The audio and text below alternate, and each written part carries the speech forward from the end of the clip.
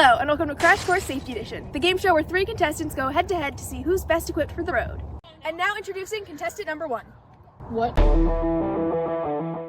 Contestant 1 had no helmet, no awareness around her because of those headphones, and was wearing all black clothing. No one can see her in the dark. And she didn't even look both ways before crossing the street. And what were those ridiculous shoes? We're going to give her a -7! On to contestant number 2. Sorry!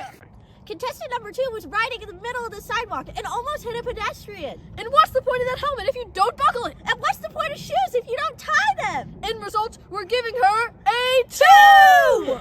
Are you ready, contestant number 3? I was born ready.